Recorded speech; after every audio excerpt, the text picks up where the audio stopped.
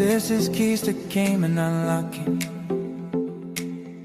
real estate investment and opportunity in the Cayman Islands. Hosted by Mod Realty, bringing you market insight from the inside. From homes to smart investments, we give you the keys to move with confidence. Keys to Cayman unlock the market. Own the advantage.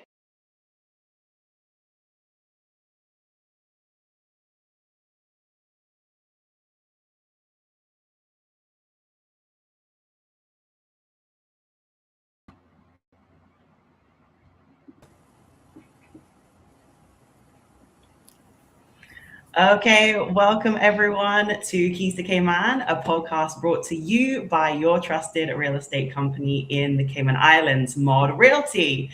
So my name's Ashley and I am joined by my fellow co-host, Athena, who is the person who established Mod Realty. And I think you're going to tell us a little bit about when we started up and also some of the exciting achievements we recently won as well. Well, thank you, Ashley, for having me. I'm so excited for this new series. I'm particularly excited for our followers and our clients and our new clients as well to send in their questions. You know, we love questions. There's no such thing as a silly question either. More about how Mod started. It was a tricky time.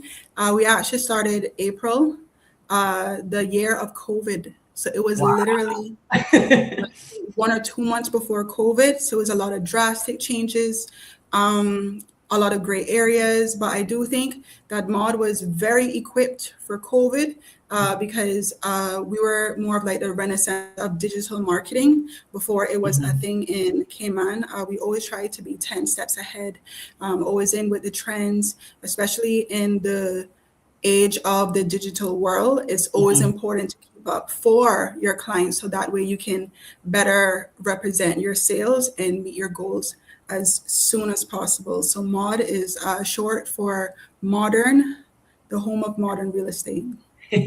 Love it. And so for everybody listening, if you didn't already know, what recent awards did we just win? Oh, well, we were awarded silver in Best of Cayman, which to me, like, it still hasn't sunk in because there's like 50 odd brokerages here in the Cayman Islands. And then for Mod, that just shows what the community wants, what they desire, and our resilience as well. And we are an established company and we're here to stay. Amen. Yes. Oh my goodness. We also won leading luxury boutique brokerage. We were awarded that from the leading companies over in Manhattan, New York. So what happens is each jurisdiction, they vote for a brokerage to win the award. So Mod Realty placed first. That's a big deal because it's more of like an international level. So we're awarded locally as well as internationally. Incredible. And I think we deserve it, right? We work super hard. And, you know, in terms of our clients being at the heart of everything we do, that's, you know, really and truly where we focus our energy. So before we get started into the podcast episode, because we have so much to talk about. So first and foremost, you can see the QR code in the top corner. If you want to scan that, you will visit our website. So you can go and search for all of our listings, properties, open houses that are on offer. You can also see on the banner as well. So visit modrealty.com. 100%. Just a quick note before we get started. So everything that we discuss on this podcast is based on our professional experience and lived experience within the Cayman Islands property market. So views shared are our own, and we are not intended to represent any government body, financial institution, or third-party organization. So we are speaking in our capacity as real estate brokers at Mod Realty, and the information shared is for our general guidance. It's not formal, financial, or legal advice. So just so we're clear on that. So in terms of our topic for today, getting on the property ladder in Cayman, what you really need to know, because we are so excited about obviously being able to relay some of this information to you. We know there's quite a lot, and sometimes the market can feel quite, there's just so much to absorb, especially if you're new to investing and purchasing. So the things we're going to cover today are how to prepare. So even if you think you're not ready, how much money you really need to buy in Cayman, and then mistakes that have cost buyers thousands of dollars, because we do not want you to be incurring any unnecessary costs when purchasing or investing.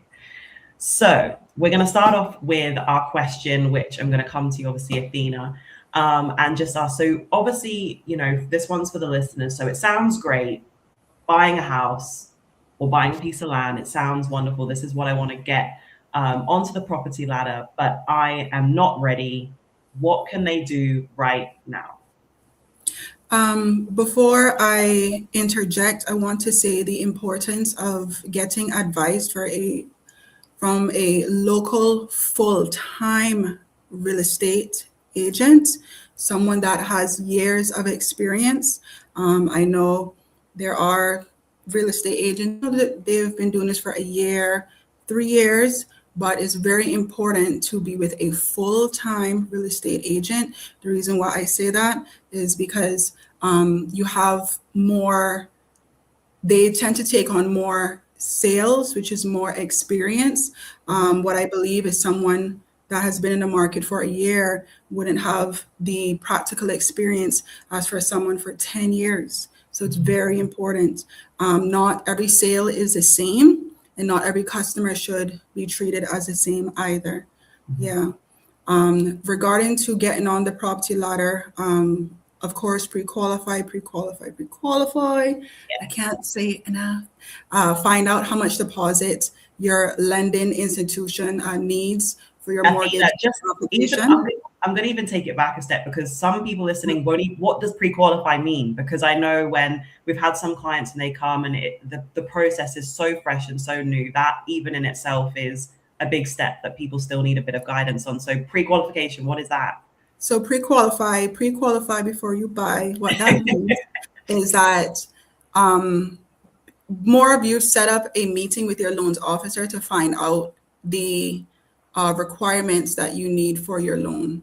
So from that initial meeting, you give in the loans officer, let's say your income, your savings, your history of your employment. Your loans officer can give you a soft approval. This is not a hard approval, but the least that they can do is more of clarify how much your closing costs you need by closing, what the expectations are, and how much total you can borrow, whether you're borrowing on your own as a single person or as a married person, being able to use two sources of income. Also, they would work out your debt ratio and your age as well, because the retirement age is 60, 65 here in Cayman. So most banks only borrow up to that.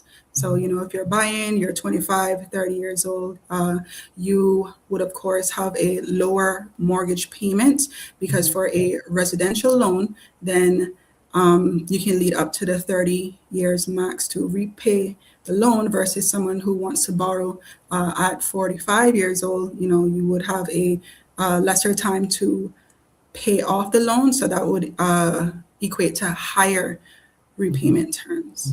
Yeah, so very important to pre-qualify before you buy. Yes. Get that into your brains, listeners, because we want to make sure that there's nothing more frustrating and difficult when people have, they've gone through the process of, they've gone to view a property, they've fallen in love with it, right? And it's like in their mind, it's their forever home. And maybe they could have pre-qualified already, but it could have been like 2 years ago. So exactly, circumstances have completely changed, and then as well as interest rates change as well. Fluctuate. And sometimes the banks do have promotions as well. So it's good to keep in touch with the bank and have a relationship with your bank as well. Yeah. And so I think when we talk about pre-qualification, it's not just about having done it once before. It's about making sure it's as to date as possible based off of your current circumstances. So when you are looking to then have a mortgage, what is going to be your income during that time. As Athena said, is it just yourself? Is it a spouse? Is it another person who's going to be joined on that? Therefore, we need to factor all of those things in, because what we don't want is your offer's accepted, we're all ready to go, and then once the financing is trying to be approved later down the line, something flags up, which then stops you from getting that dream home that you were looking to buy. So Exactly. And you know what happens too? Let's say you got a soft approval, and let's say the bank and the buyer weren't 100% clear. You go shopping, you do put in an offer. The standard for the offer for the bank financing to be processed is 30 days. And the thing is Cayman has such a small inventory, so to find something that you like, like a house that you actually like it ticks most of the boxes, if not all. Imagine not being able to close on a deal because something was missed in the pre-qualification process. Yeah, absolutely. So with all of this in mind, Athena, obviously, in terms of a lot of the time, people might feel a little bit reluctant to start with the process of even looking to buy. They're in the kind of pattern of renting, or maybe they're living with family at the moment. They know that it's in their foresight. They know that that is the goal. They want to get on the property ladder. How early should somebody start kind of preparing realistically to think about, planning, saving, any of that kind of thing? What kind of time frame are we looking at? So based on the banking requirements, is you have to be working full-time for a year, 12 months. And if you're self-employed, you would need 2 years of financials. So, yeah. And then obviously there's the other things as well, right? Like thinking about your credit score. So, even things such as making sure that you've factored that in. If there's any debts you need to, have to consider to make sure that you're in a great financial position as well, right? So the Cayman Islands, we don't have a credit score system. However, it's important to have as less debt as possible, because the bank uses an equation to work out your debt ratio. So let's say they work out your salary versus your income versus your expenses and whatever funds you have left for a property, for a mortgage payment. So it has to be as realistic as possible. Even if you have rental income, if I recall properly, the bank only uses 50% of your rental income. Yeah. So with that debt ratio in mind and wanting to preempt making sure that we're in the best position possible for pre-qualification, what are those kind of small steps that people maybe need to think about doing to make sure that that is going to be as acceptable as possible? So what are the things like that are going to make that, percentage, that ratio in kind of the best green light as possible? Once again, pre-qualify. Parade is on my head. Pre-qualify before you buy. Pre-qualify before you buy. Even if you're not ready to buy, pre-qualify so you can find out how much you can borrow with your current salary. You might see something that comes up, but you can pre-qualify even though you don't have an offer to purchase in, even though you don't have a sales agreement and not a reservation on a property. So the bank can tell you, how to prepare for a mortgage in the future, whether it's best you wait until you climb the ladder in your job, to get more funds. Maybe the closing costs, you can look at the closing costs, such as the legal fees, such as the valuation, you need to be ready for that. If you need a inspection, see what concessions you qualify for. Yeah, so it's definitely important to do your research even before you buy, just so when you go in again, once you're in a better position, then you are most confident. And another thing that sometimes buyers lose a property because they have pre-qualified, but internally they're not confident. So you already went to the loans officer, you got pre-qualified, you have your closing costs and everything. You finally put in an offer. Your offer is accepted. No, Dalai, actually, Take it let back. me go back. Let me go back. You pre-qualify before you buy. You went shopping. You found something that you really liked, and an offer is sent to you. You don't sign it because you want to check with the bank again, even though Then, you yeah, did for pre-qualify before you reassurance. buy. And when you Yeah. look somebody else that is confident, Mm-hmm. their offer gets accepted Mm-hmm. and yours is just in the back burner. We don't know Mm-hmm. if that property is going to come back for sale or not. Mm-hmm. That is something that happens. And my And thing is what's the purpose of pre-qualifying before you're buying if you're still yeah, not confident to sign the yeah. offer to purchase? And it's hard, right? Because it is such a minefield. It can be quite intimidating if you're not familiar with it as a process, but it doesn't have to be. And this is what we want to reassure people of through the podcast, is making sure people understand, look, like, make sure you have your up-to-date pre-qualification beforehand, get your offer in. Time is of the essence. As Athena said, the market, we know that Cayman is small. And so if you find something that you really want, we want to make sure that you get it. We don't want you to kind of be sitting back and thinking, I need to really like take Let a me lot of just time. triple check. Yeah. Yeah. You've Yeah. you'd already reached this far. And yeah, that is something that happens. And then there's remorse after. Oh, I should have just signed it. And then the thing is when you sign the offer to purchase, more than likely, I can't talk for any other brokerage, but I can talk for mine. There are conditions in the offer that protect your deposit. Yes. So when you sign the offer, the seller agrees to sell it to you, which is another big thing, right? Your grace period for your processing starts now. So let's say you have the 30 days for your mortgage to be processed. And in the event your bank financing is not satisfied, then your deposit will be refunded to you in full. So you're not losing anything. It's just yes or no. The bank will tell you yes or no, but at least the seller told you yes, because the sellers are not obligated to sell the property to you. Yes. And not. Obviously, again, we're considering the fact that, for some people, this is maybe the largest chunk of money they've handed over to anyone at any point. So that deposit, again, can feel a little bit of a worry, like I've given it over, maybe now if this doesn't go through. But again, that's where, like, definitely getting it back.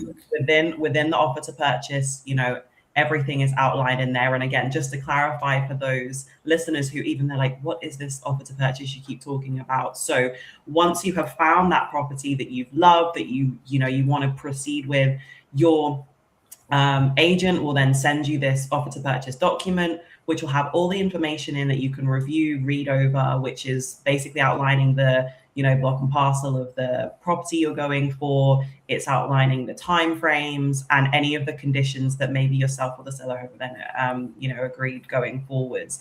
And then that gets sent to the seller for them to then review, accept, counter offer, or decline appropriately. So that's what that document is all about. And then obviously from there, once it's accepted, that's after that point is when your deposit is then sent through. But I think just in regards to that debt ratio piece as well, just that we kind of mentioned, things like paying your bills on time, every time, making sure that you're not taking on really large purchases just before you're applying, that banks are not seeing that, they haven't seen enough of you being able to pay that off at that point in time.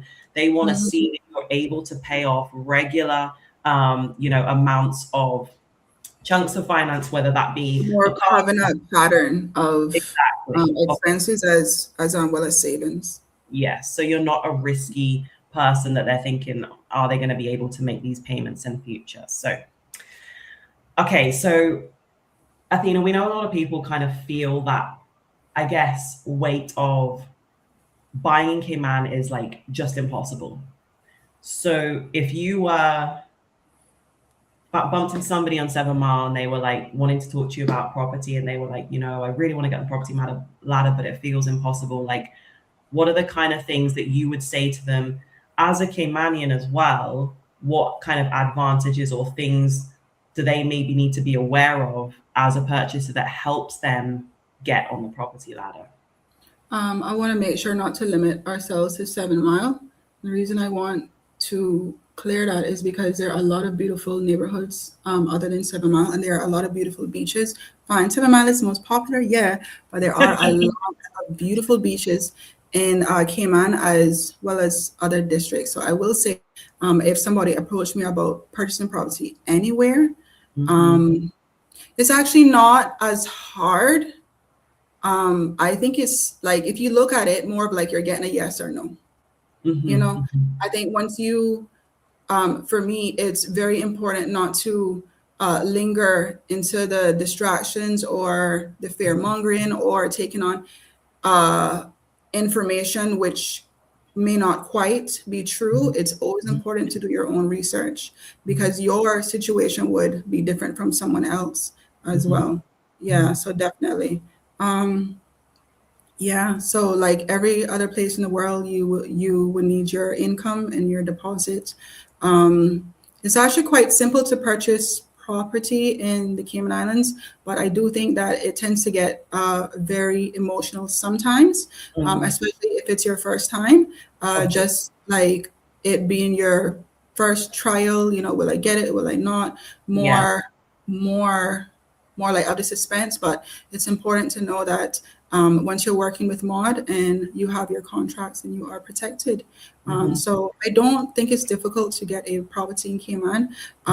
Maybe it may be difficult for some persons, you know, who are taking a longer time to save. Maybe they have more important things like childcare, maybe education, you know. So I don't think that it is difficult. I don't think it's a no. It is more of like a when am I going to buy property here in Cayman. So specifically, as a Caymanian, if you're looking to purchase, what are those potential benefits or advantages? So we may be talking about stamp duty, we may be talking about bank offerings, different things like that, that put somebody in a strong position to buy as a Caymanian. Yeah, so Caymanians, we actually have it easier where some banks do require 5% deposit. Some banks have promotions where you need 0 deposit as well. If you are a non-resident, you're looking at 20 to 30% deposit in your savings. For Cayman as a first-time buyer, of course, is the 0% stamp duty, where the standard stamp duty is 7.5%. So the government is so gracious enough to waive this for us for our first time purchase. And this is for properties under 550,000 Cayman Islands dollars. If you're purchasing a first time residential property, let's say between the 550 to 650, then the government will expect the 3.75% from what is in between. So we get a lot. I do believe the government looks out for us. And like I said, I don't think it's a no, it's more like a when am I in a good position to purchase a property. And the thing is even if you put in your offer, it'll be a yes or no. But at least you learn from experience what to expect the next time. So when you purchase your first property, whether you get through, if you do get through, at least you're more confident to buy another and then start to look at it from an investment perspective. One thing I want to add to growing up in Cayman, everybody can chime in too, but growing up in Cayman, it was like a mindset where you buy one property, this is your property, you're gonna stay in here till you dead in that property. That's how it was, yeah? So I'm very happy to see that people are expanding their portfolio. They're not sticking to the one property. You know, maybe they're getting rental income, maybe they're gonna buy to build, maybe they're going to develop to sell. The world is your oyster. And I think with those advantages in mind, again, it's really taking advantage of that because there is so much opportunity. But one thing also on that, which I feel can sometimes hold people back a little bit, is everybody's got their forever home in their mind, right? They have every tick of the box. They want this, they want a big island, they want a hosting space, they want a yard, they want balconies, they have everything in mind. And sometimes I think when we have viewings and showings, and people are looking around. Maybe they've gone in and maybe one thing is sacrificed in this property. They Oh love my it, but they're goodness. like, oh, but it Yes. doesn't have the walk-in closet. And Oh, then the thing is this is something that you could change after. You yes. can change this after. You And can fix it up to exactly. how you want it. Yeah. And if it checks off most of the boxes, it's gonna be hard to find something else unless you build, which Yeah. takes time, which takes a lot of energy, a lot of sweat too. So if it checks off enough, then please don't restrict yourself Mm. from And buying your almost dream home. exactly. And I think it's that mindset of going in knowing there probably will be something that you're But gonna what have. if there's nothing? Because the thing is, this Cayman is 22 miles long. We only have so much property. There are more people than property here. So Yes, let's be realistic now. realistic. And Let's be also realistic.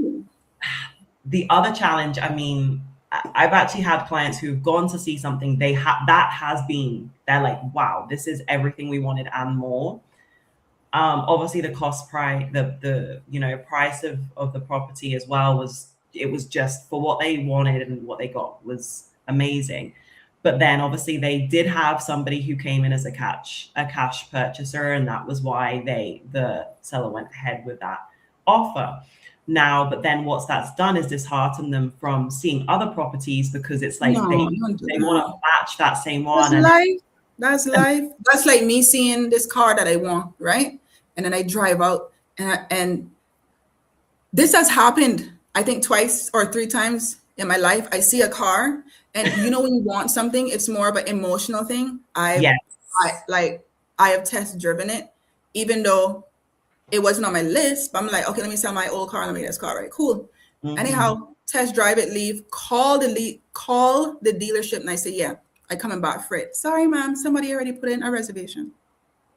It's the same concept. Mhm. Please, you know what, too? It's important to give yourself grace. Yes. Everything happens for a reason. You can't Mhm. beat yourself up for the rest of your life just because you Yeah, missed out on this opportunity. exactly. Yeah. And that's one thing that I think when we're communicating with clients is very big on, like, we don't want people to be emotionally so getting stressed in any of Yeah. this process, because it's not going to No. help anything, right? And we just, Yeah. that whole everything happens for a reason is absolutely, where we kind of want to emphasize as well. So, okay, we've kind of touched on why people maybe feel a bit limited to buy. Hopefully we've overcome some of those fears that maybe some of you might have. We're going to talk a little bit about the money specifically. So it's a big question. It's one that a lot of people want to know. So Athena, in terms of how much money people actually need to buy in Cayman, and how is that maybe different from what they think they need? So we're talking about, like, what are the things they would have to consider in terms of what kind of amount of deposit, what kind of stamp duty, legal fees, that kind of thing, like just percentages, as it were. If And I'm gonna throw out something off the top of my head, I'm gonna say with all of the closing costs, you're probably looking at 20 to 15%. mhm, 20 to 15%. And that depends on how much deposit the bank requires and if you're gonna pay stamp duty or not. Those are the big factors. so deposit is typically how much percentage? The standard is 10%. If the bank requires less deposit, then please have a pre-approval letter Mhm, stating that as well. Because sometimes, fair enough, you have clients that put in an offer and they put on an offer with, let's say, $3,000 deposit. The mhm. standard that the bank needs is usually the 10 to 5%. So automatically the seller is like, does this person qualify or not? And then the thing is a low deposit sometimes to the seller, what it means is that you're not confident that you'll Yeah. get financing as well. And then especially for the seller having to take the property off the market when it could be open for other offers. So it's Mhm. very important. I want to say as well, I do believe that there is confusion around real estate agents. Well, Real estate agents, yeah, but I know just based on how mod is run, the agent doesn't make the decision of the transaction, whether it's rental or sales. The owner of the property has the right to accept to whom they want to sell the property to or to Yeah. whom to live in the property. It is not up to the real estate agents. So if you tell Ashley, Caroline, Stephanie, Chris, Drew, hey, can you put in the offer and do you think it's going to be accepted? It's not up to us. The most we can do is keep it as professional as possible, present the owner, the purchase agreement over to the owner, and have all your deadlines, have what kind of deposit you want to put down, all of your conditions, and of course the seller is going to have their questions regarding the timeline of the transaction, but ultimately the owner decides. The real estate agent does not decide. Also, you're better off sending in a written offer than a verbal agreement, because with verbal agreements you are wasting time. A verbal agreement is not a serious nor formal agreement. Just like how in court they can't enforce verbal agreements, it's the same concept. So you could be back and forth with an owner. Oh, ask him if he's gonna do this. Ask him if he can sell this. The best thing to do is put in your offer to purchase with your conditions. And the thing is if the owner signs that offer to purchase, the property is reserved for you. So you can use you can do your due diligence. And the thing is too, is the goal is to present an offer that the seller more than likely is going to agree to. Fine, it has to be fair to you, but you have to remember that the seller is the one that is selling the property to you. So think of an offer, something that they can't turn down, because you don't want to lose out on a reservation. And the presentation of the offer is the negotiation stage. As a buyer, if you're going to be very rigid with your expectations, does the seller want to take that on? So like I said, the most real estate agents can do is they can advise, and I would hope that that as a agent, that you are ethically protecting your buyer fine, but you are advising them things in order to get a fair sale, and not advising things that are going to benefit you as an agent. And as agents, right, we have the relationship with the seller, so we already know the non-negotiables, we already know the personality type, we already know what their preferences are, and everyone is different. Exactly. Every seller is different. Every client is different. And also when us agents are working with other agents, every agent is different. So it's good to have a relationship. And that's why a lot of the sellers do get a real estate agent, because sometimes people aren't good with the negotiation stage. Maybe some things are their weakness as well. But also I have seen like sometimes where a buyer would bypass the agent, go straight to the seller. The seller agrees on something based on emotion, and then they regret it after. And we have to remember here as well that it's not only an emotional process for, like the buyer themselves. You're maybe thinking you're going to move your family in. This is a new start for you, new chapter, but it's also for the seller as well. So, and sometimes, the sale could be not out of a choice that maybe they, something has maybe happened circumstantially, they have to downsize, they've had a loss in the family, something like that. And so it does mean something to them in terms of who is also purchasing that property. And so it's kind of that emotional piece all round. So, really so in terms you have to keep them confident and then grounded too. So exactly, sales can get chaotic, whether it's one side or then both sides, but it's important to respect the seller's space too. Yes, absolutely. So, okay, so we talked about a little bit about price. So roughly about 10% deposit we're looking at. Obviously, we talked about stamp duty, which would be reduced if you're a first-time Caymanian buyer. You've then got the additional costs, you've got the legal fees, valuation, bank fees. Now, when you're doing your pre-qualification, all of this should be outlined in usually an email that the bank would then send to you, so you can see the Your breakdown. bank should be able to present a spreadsheet with the numbers. These numbers are subject to change. And then at closing, the lawyer will provide you with definite numbers. So, yeah. So we're kind of coming towards the end of our discussion for today, but in terms of the cost that maybe people overlook or forget about or catch them off guard, is there any off top of your head? I know for like one thing might be strata fees, for example, for those properties that have insurance, right? Insurance. Yeah, insurance. So, Strata is one thing, right? But the bank requires the property to be insured because the bank is lending you the money and this is their investment.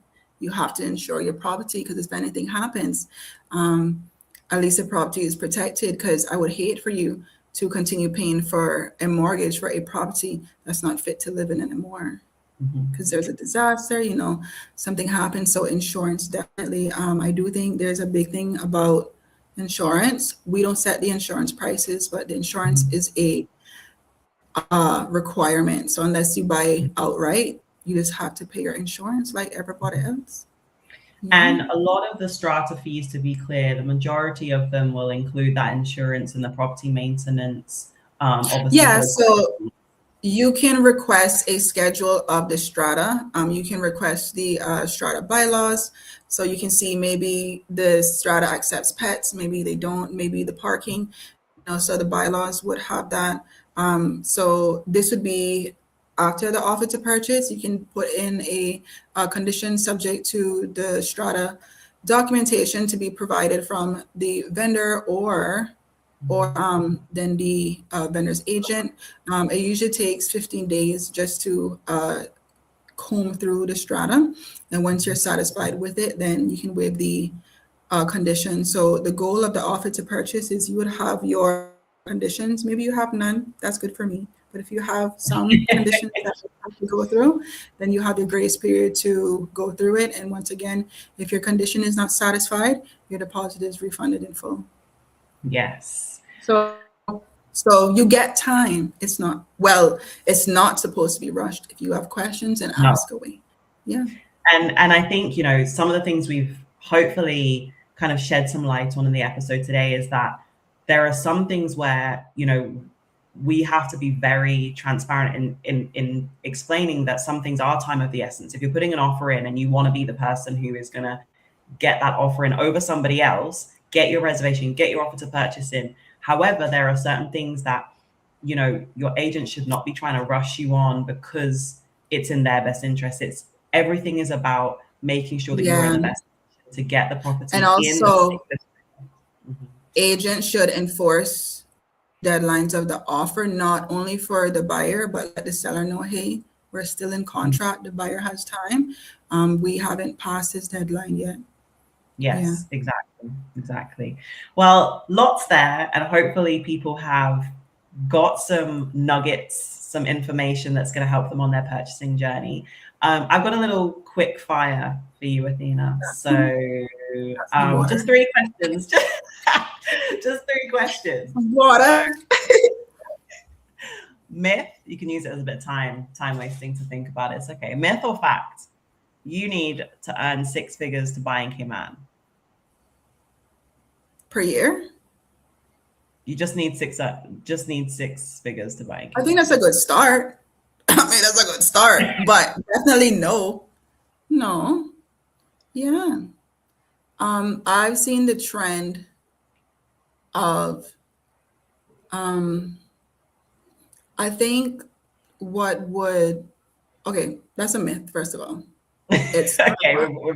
Just letting you know that, right? It's a myth, but that's why we get pre-qualified before you buy. You ask for the mortgage terms so you can see how much the forecasted monthly mortgage will be. And you can work on that number, maybe the strata too, maybe the utilities, the internet, the water, and so on and so forth, and see if it's something that you want to do now, Yeah. And the thing is, um, just because you qualify for 700,000, don't feel like you need to lock into a purchase of that. I want to say Mod was particular founded because what I've noticed, and I can only speak on my personal history of being in the field for it will be 13 years now, is there was a lot of lack and not a lot of attention for properties that were inland, so non 7 Mile Beach, and buyers that were interested in purchasing property that is not on 7 Mile Beach. Yeah. 7 Mile Beach is a lifestyle fine, but I find when it's more of the inland properties, people are buying for more of their forever homes, and they're going to Yes. have more questions, and then it takes more work as well. So I did notice that clients were not answered. They felt like they weren't heard. They were overlooked as well. And Yeah. then a lot of the inland properties, they weren't treating it like any other listing. Like the photos were not professional. They were one-liner Yeah. descriptions. Like it was literally half. Yeah. So that was the focus for Mod. Yes. And I'm so happy that we have like so much modern properties under the first time Caymanian buyer threshold. The Cayman Islands doesn't have a restriction on foreign ownership either. So at least we're in that niche where we have properties to offer for people that not necessarily want to target 7 Mile Yes. Beach. Fine. If you want to buy 7 Mile Beach, darling, I will come with you. You can jump in my drop. But we want to open up options more broadly, and not just, Definitely. and Because also, there are a lot of beautiful districts. yes, Beautiful. but also districts. in the BRAC and in Little Cayman as well. And we will have an episode more speaking on the sister islands as well, and buying in other areas too. I'm conscious of time. I've got one more quick fire question for you. I just need you to I finish. am all yours, Ashley. It's okay. Thank you. Yours. So this is about when you did your first purchase. So just finish the sentence for me. Before I purchased my first property, I wish someone had told me blank. I don't think that question for me. I can't think of nothing. I do not think that question is for me because, darling, I was over prepared. Okay, for somebody, let's imagine the most unprepared person that or the most common thing that we find that people are coming up against. What do people wish usually that they had been told before they start the buying process? The first thought that comes to mind, I would hope that they thought this too after this mistake, is don't order the valuation without a signed offer to purchase. The owner did not agree to sell the property to you, and then you got these people walking through the yard, walking and taking a valuation and paying for a valuation in times where I've seen that they paid for this valuation, and somebody else put in an accepted offer to purchase, so you just wasted $600. $600 gone down the drain. There you go. So you've heard it here. Like we have processes to protect you and your money. Exactly. And I think the strap line of this episode as well is pre-qualify before you buy. So hopefully we've given you enough reminders of that one. We have to make a jingle for that as well. Yeah, we do. So just before we hop off, we just want to make sure, just a reminder, obviously visit modrealty.com to check out all of our properties, land that is listed. We've got some visit modrealtycayman.com. We update our listings daily. Yes, and we have so much range, and we just want to be there to support and help you on your purchasing journey. Make sure you follow us on our channels, so Instagram, TikTok, YouTube, modrealty.ky. You can usually find us there. Make sure you like, subscribe, share with anybody who you know is in the buying process, who actually you think could benefit from this.